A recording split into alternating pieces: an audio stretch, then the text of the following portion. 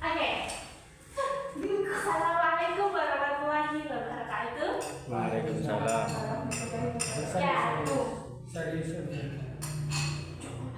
ya, jadi pada kesempatan kali ini, adik selaku anak bungsu dari keluarga ini, dari Abi dan Ibu, dan adik dari Mas dan Mbak, akan mempresentasikan life after SMA, life after high school Riza. Selamat datang di Riza life after high school, kehidupan Riza setelah SMA, ya. Nah, jadi kan banyak nih berbagai pertanyaan yang sering ditanyakan, Kak. Habis SMA itu gimana, terus ambil jurusan apa dan lain-lain, kenapa kok ambil jurusan itu dan lain-lain. Nah, dengan adanya presentasi ini bisa menjawab semua pertanyaan-pertanyaan. Jadi mohon disimak dengan baik ya. Siap. Nah, jadi pembahasannya yang kita kali ini yang pertama after SMA, rencana setelah kuliah. Rencana setelah SMA, lalu yang kedua rencana setelah kuliah, dan yang ketiga baru tanya jawab. Lalu ya dimohon jangan kritis pertanyaannya. Lalu kesimpulannya bukan kesimpulan, tapi kesepakatan antara keluarga, oke? Ya. Nah, ini pembahasan yang pertama. Kemana setelah SMA?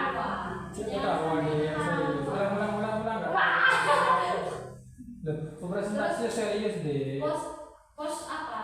Tubuhmu itu jangan banyak. Iya, Ini pas bingung apa memperhatikan omonganmu apa tubuhmu. oh iya, wis. Mulai dari mana pembahasannya? Awal pembukaan. Ya, sama. Serius. Kok ini nganti serius kok? Kok ini serius gini kok? Ya. Ya, assalamualaikum warahmatullahi wabarakatuh. Nah, jadi pada kesempatan kali ini saya akan mempresentasikan mengenai life after high school, life kehidupan setelah SMA. Jadi selamat datang di Riza life after high school, kehidupan Riza setelah SMA. Nah, berbagai pertanyaan yang sering ditanyakan seperti habis SMA ini mau kemana, ambil jurusan apa, kuliah di mana, kenapa kok ambil jurusan itu, dan lain-lain. Nah, makanya dengan adanya presentasi kali ini akan menjawab semua pertanyaan-pertanyaan yang ada di benak Ibu, Abi, Mas, Mbak, dan semuanya ya. Oke. Jadi pembahasan kita kali ini yang pertama after SMA, rencana setelah SMA. Lalu yang kedua after kuliah, rencana setelah kuliah. Dan di sesi ketiga ini tanya jawab, semuanya bisa bertanya dan akan saya jawab sebisanya, tapi jangan kritis pertanyaannya ya.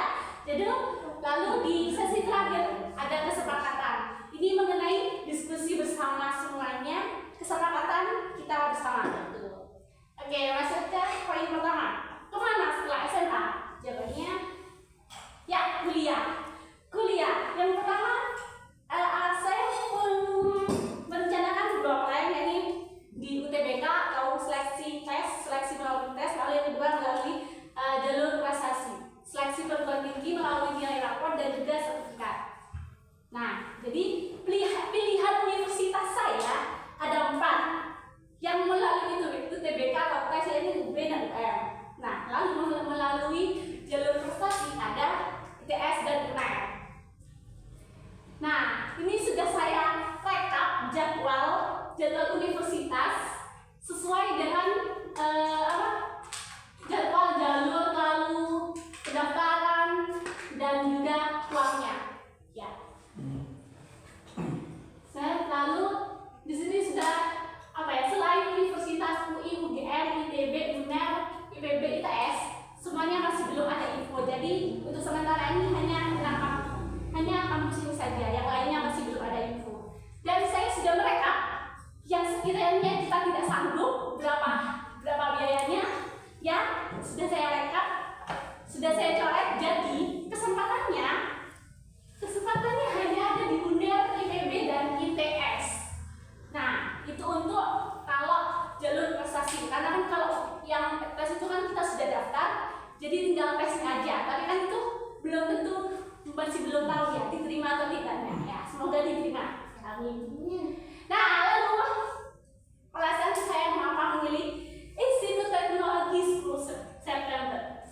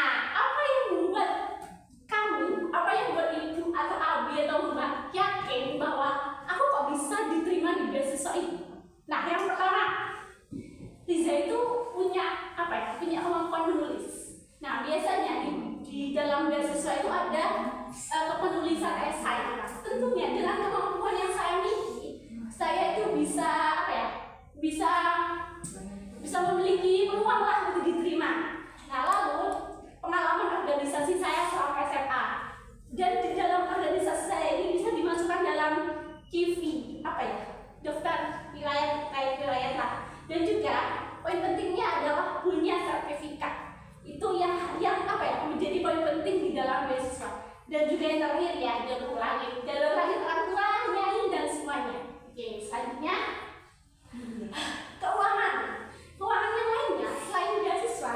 Selama masa setelah SMA ini, saya juga berencana untuk berbisnis. Yang pertama bisnis saham sesuai arahan Mas Zanul ya. Lalu yang kedua part time atau kerja paruh waktu. Itu nanti sekiranya dalam kuliah saya akan mencari kerja paruh waktu seperti barista dan lain-lain. Lalu menulis sesuai dengan kemampuan yang saya miliki. Saya bisa menulis, mengirimkan karya saya di penerbit sehingga bisa menghasilkan royalti. Dan juga yang terakhir yakni konten kreator, membuat konten YouTube. Nah, konten kreator ini saya sudah memiliki tim ya teman-teman. Tim bisnis sudah merencanakan dengan teman-teman saya. Nah, ini di sekian Arum yakni teman SMP saya sendiri, kita sudah berencana untuk membuat bisnis. Lalu ada Najwa Saila dan Mila, itu teman FB saya yang akan menjadi sebagai manajer 1, manajer 2 atau admin ya lebih tepatnya. Sebenarnya itu omongan teman-teman, tapi ya semoga terrealisasikan. Kita masih belum memikirkan konsep dan lainnya. Tuh, ya amin. Nah, oke, dibahas selanjutnya. After kuliah, setelah kuliah mau ngapain sih? Oke, poin tersebut sudah saya masukkan. Setelah kuliah lanjut S2, opsionalitas ya kondisi ya. Ya, tapi tentunya tidak akan menolak kalau ditawarkan. Nah, lalu yang kedua cari kerja, ya kerja di perusahaan ya tentunya saya juga tidak akan menolak jika diterima. Nah, itu lagi nikah. Oh, enggak dulu, saya mau berkaya diri saya sendiri. Diri saya sendiri dulu, oke? Jadi untuk itu tidak. Nah, ya tentu saja jawabannya adalah kerja setelah kuliah. Pastinya saya akan cari kerja. Kerjanya di mana? Ya di perusahaan. Perusahaan itu karena jurusan yang saya masuk itu peluangnya sangat besar di perusahaan. Ya sudah saya data ini di teknik industri itu apa aja. Dan saya tertarik pada yang HRD bagian personalia dan juga atau kalau nggak HRD ya product manager gitu. Oke, siap manusia ini bisa merencanakan, Allah lah yang menentukan. Jadi ya ini semua hanya rencana dulu. Oke, selanjutnya tanya jawab. Saya silakan untuk semuanya bisa bertanya, akan saya jawab sebisanya, tapi jangan kritis-kritis ya. Ayo Mas. Sampai ada. Iya Mas ada. Oke, aku dulu. Assalamualaikum warahmatullahi wabarakatuh. Terima kasih atas kesempatannya dan upayanya untuk memahamkan kita bersama di sini tentang plan Adik Riza setelah SMA ya. Ya. Yang saya ingin tanyakan sederhana terlebih dahulu, kenapa di Brawijaya sama UM tidak dijelaskan di situ, padahal itu menjadi opsional pertama kamu kan, sebelum ke ITS sama ke UNER. Iya. Ya. Satu itu, yang kedua potensinya lebih besar mana menurut Riza? Potensi diterimanya antara opsional kampus Brawijaya sama UM dengan ITS sama UNER. Itu dulu sementara. Ada.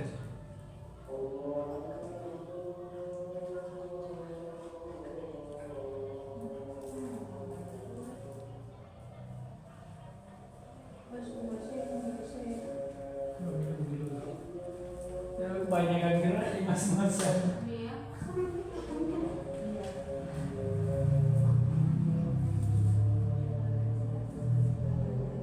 Kecepatan.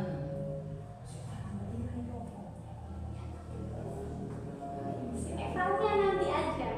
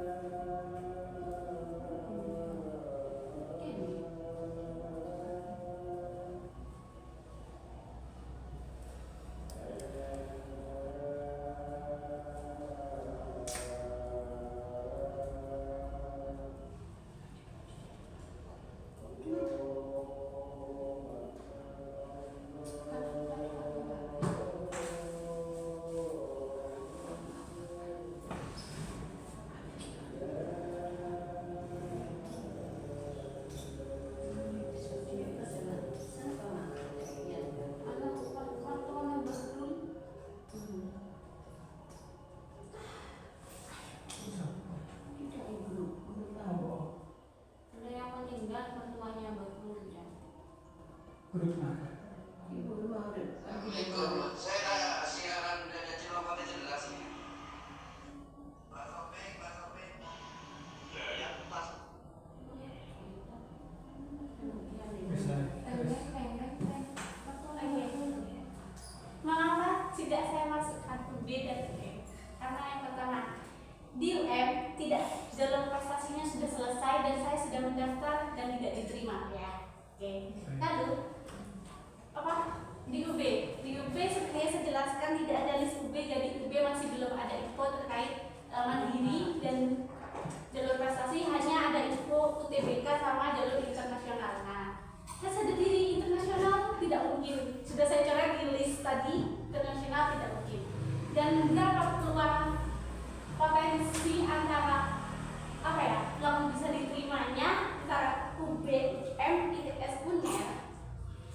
Kalau menurut saya sebenarnya sih masih belum tahu ya, masih belum tahu. Tapi dalam keyakinan saya di ITS itu apa ya, peluang mandirinya itu modal sendiri, peluang jalur prestasinya itu yang diterima itu lebih banyak daripada universitas yang lain. Di ITS tuh 100 anak yang diterima jalur prestasi. Jadi kalau menurut saya dengan apa ya, dengan surat rekomendasi Kapsek, prestasi saya, pengalaman organisasi saya yang itu bisa masuk dalam ITS, dalam kriteria ITS semuanya dan juga KIPK. Nah, menurut saya potensi di luar apa ya, potensi diterimanya kemungkinan di ITS, tapi tidak menutup kemungkinan juga bisa diterima di jalur UTBK, di UB ataupun UM gitu. Ya itu kalau di UNER itu sebenarnya opsional karena tidak ada, karena saya cari kampus-kampus yang lain apa ya, nggak ada apa yang buka itu masih UNER sama IPB. Sedangkan IPB ini kan di Bogor. Jadi itu saya coret karena ya karena kayaknya nggak ada jurusan saya juga yang di teknik industri. Jadi saya milihnya UNER gitu. di ITB ada. IPB bukan ITB, IPB. IPB kan pertanian, jadi fokusnya mungkin ke teknik industri pertanian. ITB kan mana?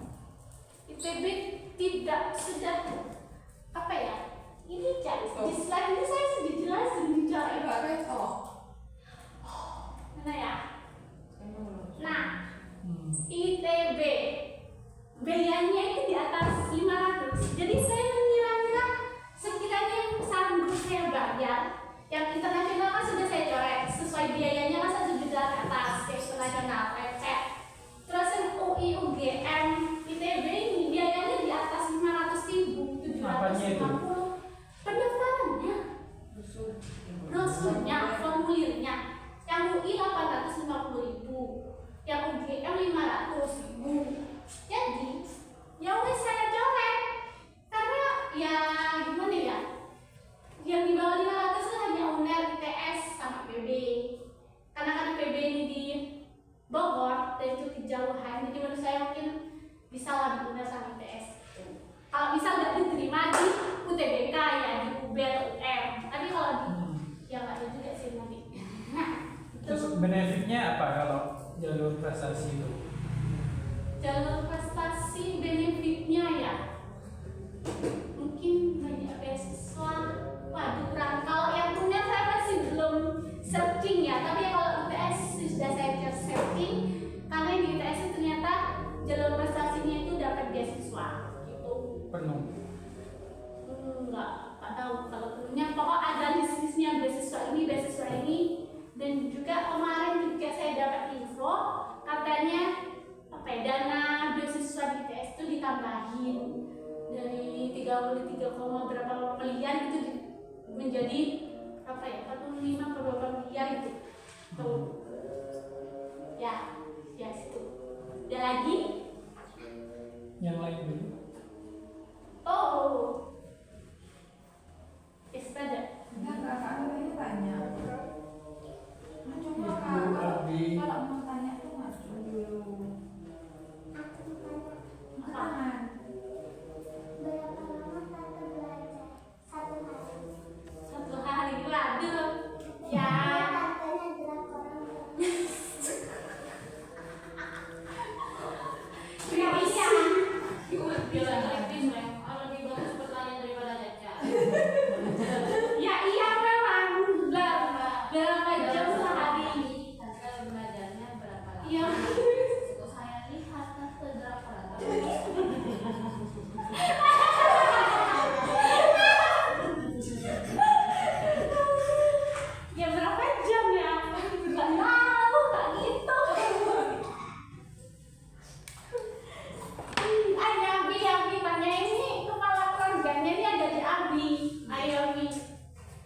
Sudah dijawab ini sudah. Sudah tak Nggak jawab. tahu jawabannya Kak. Sudah itu.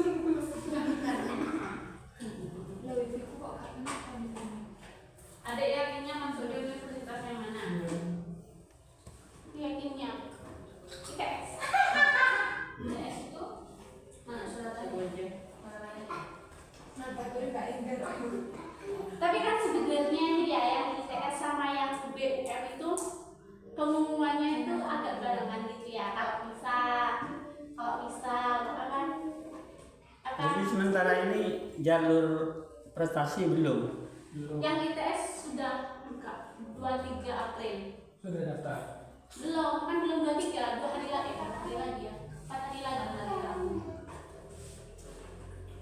Jadi yang ITS itu, yang ITS kan jalur prestasi, yang UB sama UM kan tes. Nah, pengumumannya ini guys, pengumumannya ini agak barengan sedikit, yaitu duluan UB sama UM, duluan UB sama UM. UB sama UM itu pengumuman tesnya, pengumuman diterimanya itu tanggal 13 Juni, sedangkan ITS itu tanggal 15 Juni. Nah, selisih 2 hari. Iya, selisih 2 hari kan. Nah, kalau semisal diterima di UB atau UM, diterima di jalur tes, itu nggak bisa apa ya? Terus sudah daftar ulang, itu nggak bisa diterima di ITS gitu.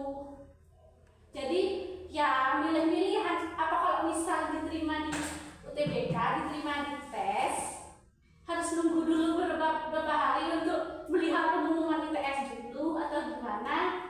Cuma selisih 2 hari kan pengumumannya. Iya sih. Cuma 2 Nah, hari. kalau berbayarnya bisa nunggu setelah pengumuman ITS ya tidak Nggak apa-apa. masalah. Bisa apa enggak ya? Kalau daftar ulang itu biasanya ada waktunya. Ada sekarang. Itu. Terus yang paling adik pengen nih universitas di ITS. Dari segi biaya hidup, kos, ya silakan. Ya, makan, ya. Yes. Transport, ya. Tapi kan kalau ngekos itu boleh sedikit, Mbak. Oh, tapi kalau mau kemana-mana juga butuh transport. Ya, itu kan juga membutuhkan biaya yang banyak. Sekiranya adik bisa hemat apa enggak? Bisa dong. Bisa. Kuri mau omongan ya? Iya. Bisa. Tadi di presentasinya adik bilang kerja paruh waktu. Iya. Nah, yang namanya kerja, sepemikirannya saya, yang namanya kerja itu pasti, ya itu kan tergantung orangnya. Cuman kalau kerja paruh waktu, mana capek yang kuliah, mana capek yang kerja, bisa nggak sekiranya kamu itu fokusnya tetap di kuliah? Soalnya pengalaman, kalau banyak ada orang yang sudah kuliah terus kerja, pasti dia ngitengin kuliah karena apa? Kerja itu lebih menyenangkan, apa mikir, yaitu duit gitu. Kamu bisa nggak? Nah itu ya pertanyaan. Terus selanjutnya, kalau kamu kuliah di ITS, kan tadi kamu yakinnya apa ya? Pengennya yang ITS kan? Bisa nggak jaga diri? Tuh. Kalau kamu kuliah di ITS, bisa nggak tanpa abibiku? Soalnya setahunya saya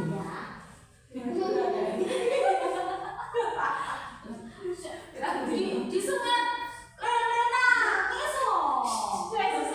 setahunya saya itu bisa nggak tanpa abi sama ibu. Terus kalau kamu kuliah di ITS, bisa nggak menjaga kepercayaannya keluarga semua ini? Terima kasih atas pertanyaannya. Terima kasih atas pertanyaannya.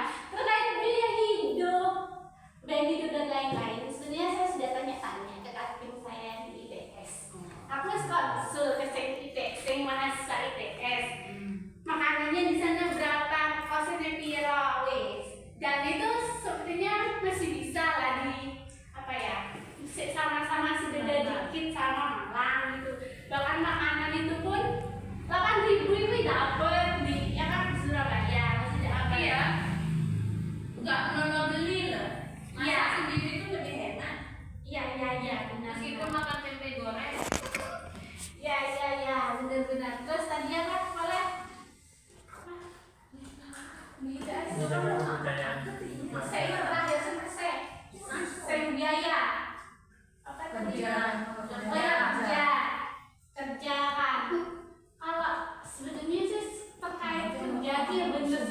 apa yakin nggak yakin ya sebenarnya apa kalau kerja kuliah di ITS itu soalnya apa ya sependengaran saya yang saya dengar itu ternyata ITS itu banyak lapaknya, banyak apa ya, banyak praktek laporan praktek dan lain-lain.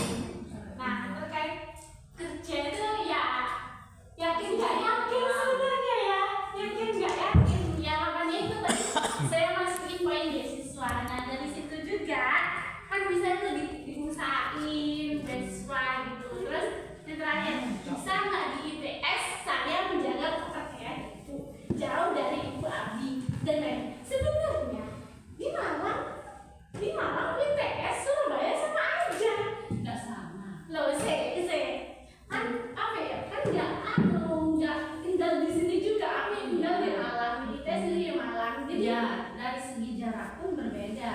ya Kalau beda. Malang masih bisa lah, kamu butuh apa, bisa ke sana. Kalau Surabaya itu membutuhkan waktu beberapa jam. Tuh. Bisa nggak kamu terus kan di luar kota, adat istiadatnya pun juga berbeda. Bisa nggak kamu tidak mempengaruhi dengan hal-hal yang buruk itu? Ya, terkait tidak mengenali hal-hal yang buruk itu dari diri sendiri sebenarnya, dari diri, makanya aku bertanya. Iya, terkait itu ya jelas jawabannya bisa dong, karena kan apa ya, aku ya di Anjing itu kan sebenarnya ada pengaruh dari Anjing, tapi buktinya di sini saya di sini sekarang ya saya bantu ke ibu, saya apa-apa izin ibu atau orang pribadi. Saya kan dikecualikan. Maksud saya kalau keluar kurang malu aku sampai sekarang pun apa ya, ya meskipun apa ya, beda jarak, tapi kan yo aku pun bisa menjaga kepercayaan Abi ibu selama 6 tahun di Kepanjen daripada di sekitaran sini gitu ya gitu Ya itu hanya komitmen saja itu tadi Mbak Indah itu. ya benar. Kan cuma mau tahu jawabanmu. Kalau uang kamu melenceng kan bisa. Iya. Ya, tapi kan juga itu masih ya. Ya terus selanjutnya silahkan. Tapi dia itu dulu aplikasinya dulu. Tapi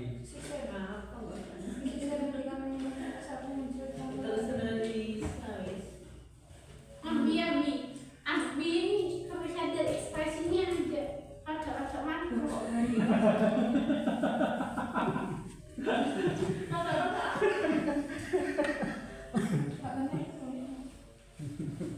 Kalau orang tua itu ya mikirnya tuh anak.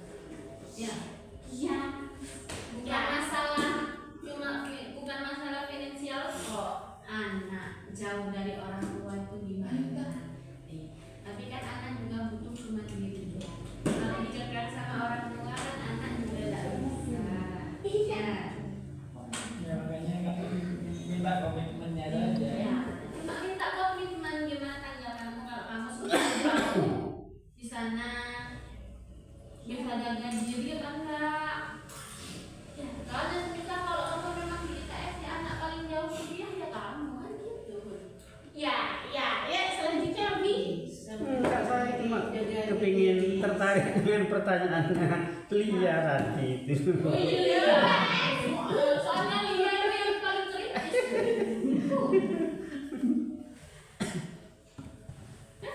Ya kalau berkaca ke pengalaman saya dulu kan full time itu memang belajar terus. Saya lihat kok kayak jauh bedanya sama pengalaman saya dulu gitu. Sehingga saya sempat tergelitik dengan pertanyaannya Lia tadi. Itu. Ya mungkin lebih tepatnya pertanyaan itu sejauh ini apa prepare yang kamu persiapkan untuk mengikuti tes UTBK tadi? Kalau misalkan nggak lolos itu prepare ke yang prestasi tadi, gimana strategimu? Tolong dijelaskan kami gitu. Kemudian kalau dua-duanya itu gagal semua, Nah, terus iya. bagaimana? Kalau soal itu nanti akan disudah. Itu nanti akan dibahas di sesi terakhir. Gagal semuanya ya. Oke. Terus apa tadi udah persiapan tes? Persiapan tes. Saya itu sudah berkali-kali ikut TikTok sampai saya muak sendiri. Dari sekolahan 4, dari luar sekolahan itu berapa ya? Kalau udah lupa, sampai kemarin kan judulnya segala TikTok ya. Ya. Terus apa? Dohor itu juga adalah TikTok. Terkait persiapan, ya sebenarnya kalau terkait materi ya, materi itu sebenarnya saya sudah tahu materi apa saja. Mungkin yang lemah apa ya? Yang saya lemah di subtas itu adalah ya jelas subtas PK dan PM, yakni pengetahuan kuantitatif dan juga penalaran fisika. Itu saya sangat lemah. Terlihat dari skor terlipat saya dari sekolah maupun secara mandiri di rumah itu paling rendah dia di skor durasi tes itu. Sedangkan yang paling tinggi itu ada di PBM sama apa ya? Tuh lupa pokok. Oh, PBM sama Litbin itu apa ya? Pemahaman bacaan nulis sama di literasi bahasa Indonesia itu paling tinggi skornya. Bahasa Inggris, literasi bahasa Inggris itu di pertengahan, gak tinggi banget, ya gak rendah banget seperti PK dan juga WM. Nah, jadi ya itu persiapan saya kait mau ke tes, terus mau ke prestasi. Ya tentunya saya ada sertifikat. Sebenarnya yang prestasi itu cuma nyiapin dokumen-dokumen aja seperti surat rekomendasi. Surat rekomendasi itu dari mana saja? Dari Kapsek aja, di Kapsek. Yang lain tidak boleh. Surat rekomendasi apa? Bukti Organisasi itu saya sudah siapin juga, tidak ada tangan pembina saya sudah. Terus apa lagi ya? Sertifikat yang tinggal upload. Terus apa lagi ya? Foto sudah, foto-foto itu sudah. Ya udah, kalau jalur prestasi itu tinggal apa ya? Dokumen-dokumen aja. Tuh gak ada tes. Jadi tinggal nilai raport, scan raport sama yaitu sama persyaratan-persyaratannya itu sudah. Itu ya sudah itu. Terus gimana strateginya tadi? Terpikir Pak. Strategi belajar untuk lulus itu loh. Karena di ikut tryout, hasilnya bagaimana? Terus kalau sudah tahu hasilnya seperti itu, strateginya bagaimana? Untuk menaikkan hasil kinerjamu. Banyak lihat. Enggak ya, berapa sudah saya berani ya. Serius, Bu, ini kan mancing, Bu. Iya, Apa kan nanti mancing berapa? Job, Bu. Nah, terus banyak lihat itu Pak Frans, trik cepat TKPM. Nah, kalau memang pas harus mendekati apa ya, pas di ujian itu ngeblank plong, ya udah, ya mau gimana lagi, ngeblok biar Itu kan apa? Di tes UTBK itu ada passing grade-nya nggak? Biasanya kan iso kamu lolos kamu. Iya. Biasanya Di tryout itu kan ada biasanya. kamu lulus kamu enggak? Dari sekian tryout itu berapa yang lolos, berapa yang gagal kita ada. Enggak. Cuma nilai kok. Berapa nilainya? Enggak sampai 600. Paling mentok 560 lah ya. Nilai penuhnya berapa? Nilai penuhnya ya 800 700. Kalau pas kita buat skor ke tech industri itu di atas 600. Kalau di UM 500-an lah bisa. Kita juga ya. Iya, karena teknik industri di UM kan baru. Ya. Akreditasinya apa enggak? Cek ya. Ya udah ya. Ya sudah. Saya tutup aja langsung kesepakatan.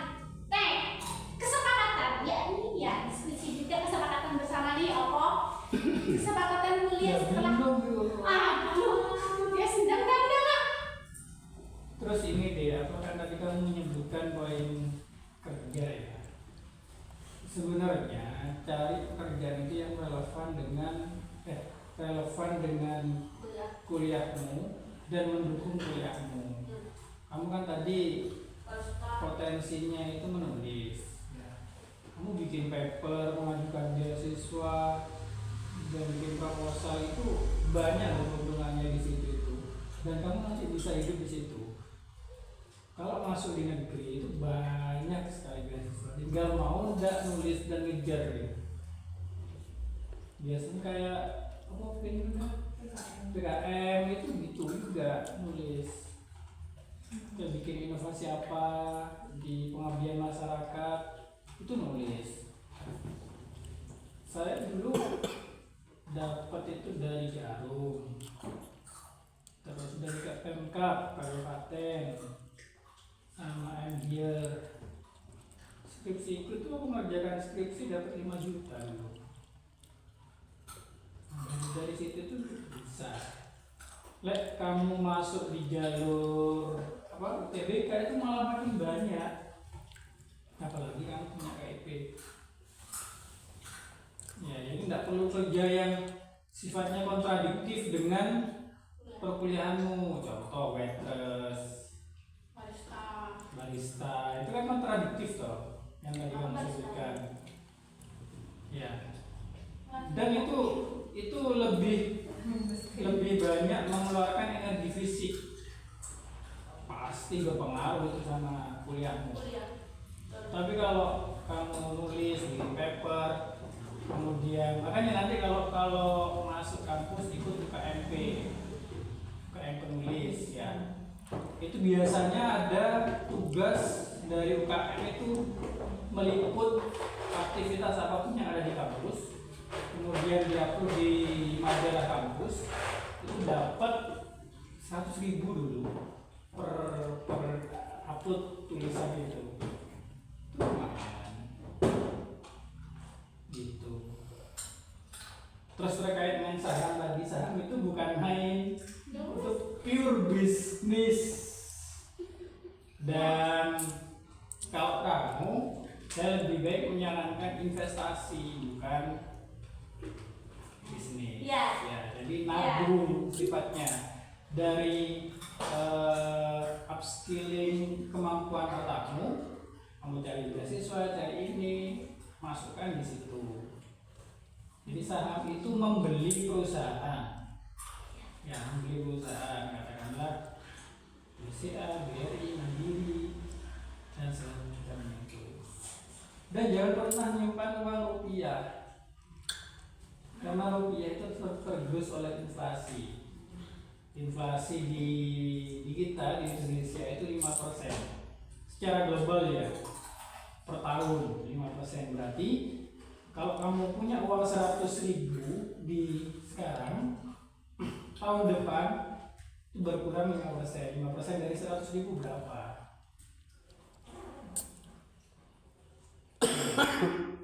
Berkurang. Nah, kalau di bisnis, diinvestasikan itu kamu nanti ada 2 keuntungan. Pertama dari kenaikan harga sahamnya, keunggulannya. Yang kedua dari keuntungan perusahaan, kamu dapat di situ nanti. Perusahaan itu akan memberikan keuntungan biasanya setiap tahun 1 kali. Jadi keuntungan selama periode 1 tahun dibagikan kepada semua pemegang saham. Nah, makanya konsepnya di situ, kalau punya uang kamu tabungkan, belikan saham terus begitu. Tidak usah kamu pikirkan kapan mau dijual, tidak usah. Ya, nanti itu secara akumulasi akan membesar sendiri kayak bola salju. Jadi saya kurang sepakat dengan tadi yang dikatakan main. Ya. Seolah-olah itu main-main, padahal kita membeli bisnis.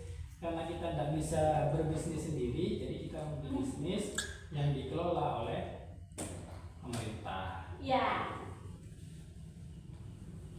Ya, terima kasih atas sarannya. Ya, menjadi artis.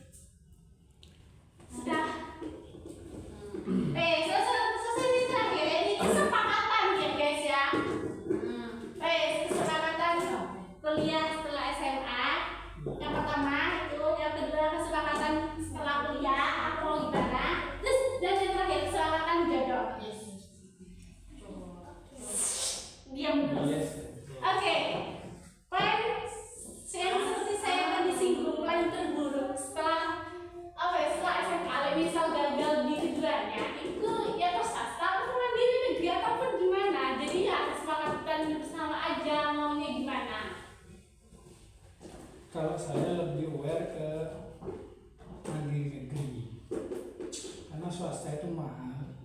Satu mahal, yang kedua tidak ada beasiswa di situ. Ya, kalau mandiri negeri itu masih memungkinkan mendapatkan beasiswa.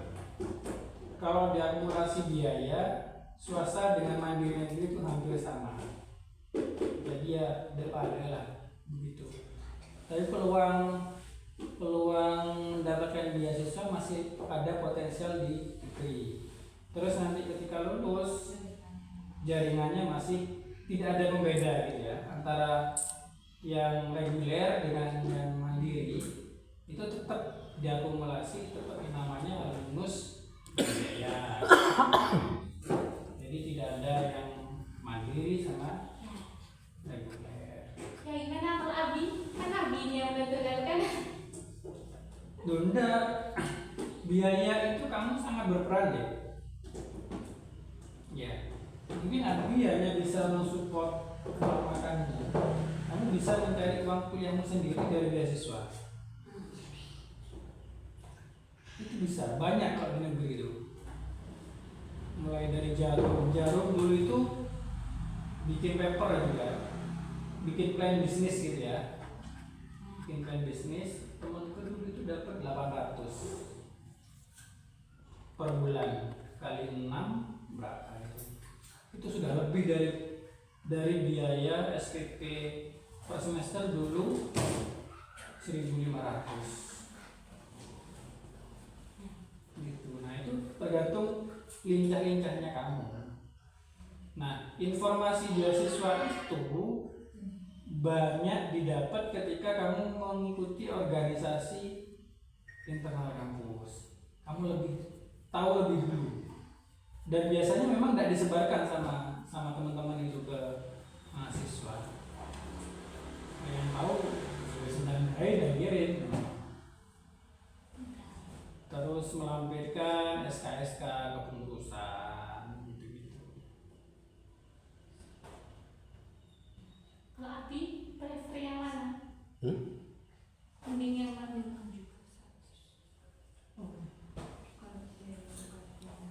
Kalau saya terserah, yang penting itu diterima itu toh. Ya, Abi yang penting diterima. Antara pas dulu selangnya kak. Ya wes. Yang benar Abi, yang penting kamu diterima dulu. Terus apa deh? UKT-nya berapa sih di Garuda sama UM itu? Tahu, aku nggak lihat Nggak praktek. cari datanya kamu. CICS. CICS itu apa ya? CKN 7 deh. Per semester. Itu yang reguler. Bisa mandiri. Oh yang mandiri. Kalau reguler itu yang mana itu 500 per semester. Yang paling best itu yang best satu itu 500 per semester. Ada ya? Ada imam apa kan 2.500. Oh. Iya sih. Ya, sebenarnya dia juga mungkin bayar segituan, ya kan dia masuk desil 1 kan. Ya, cuma kalau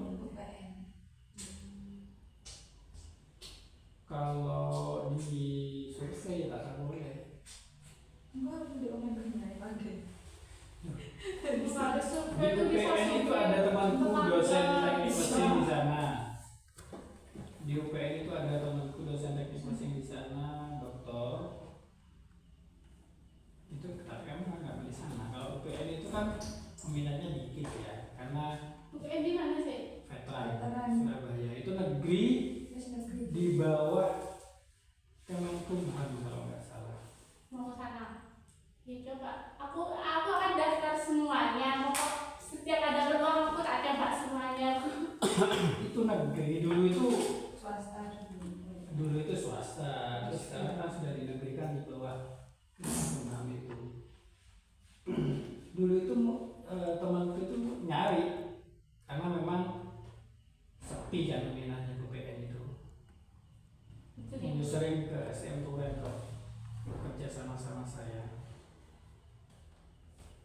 tapi diusir. Dan mesinnya pun aku lihat ke sana kalah tuh nggak sih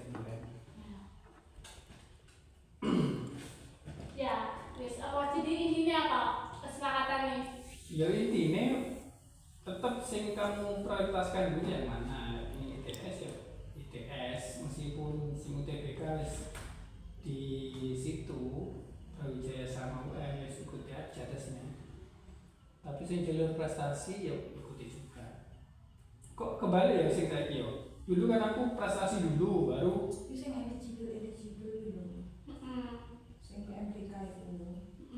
Senundangan itu saya ingat SMP ya. Selanjutnya yes ya tadi kan memutuskan sudah, lalu setelah after kuliah kemana ya kerja ya, setuju kan? Setuju nah itu kan gimana soal kerja dong, sudah saya tulis kerja dong, menolak kerjaan, terima kasih. Soalnya saya itu ya saya itu maaf banget ya, saya itu terus isu pas isu dengan di sini itu dengan ya isinya begitu, terutama intinya disepakati sebelum saya memasuki dewasa, usia dewasa, dan video itu sebagai bukti bahwa kesepakatan kita bersama aku menolak penjagaan gitu loh. Terima kasih.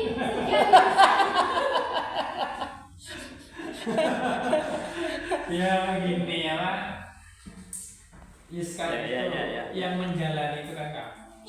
Kamu, tapi kamu harus bisa memilih mana yang bagus, ya kan? Artinya memilih cowok pun ya satu agamis, yang Ya, kedua iya. awal, gitu ya. Ya seperti itu. Iya intinya gitu Pak, intinya aku menolak percobaan terutama di sekeluarga itu aku mas tidak ada Prospek di sofa. enggak Wi aja lingkungannya itu nanti di situ-situ terus, lingkungannya itu nanti di situ-situ terus gitu. Iya. Iya. Apa mulai tidak berani berkomentar. Soalnya dulu sudah bilang seperti itu, ujung-ujungnya Ya. jalan hidupnya berbeda. Nah, benar sekali. Maka dari itu mengapa saya begini? Karena pelajaran dari kakak saya supaya sebelum memasuki usia dewasa kita sudah disepakati terlebih dahulu, begitu. Terus ini kan bicara setelah kuliah. Iya. Saya itu sempat menyesal. Menyesalnya begini, Pak. Saya tidak menyiapkan kehidupan masa tua saya. Gitu ya. Meskipun kalau dipandang dari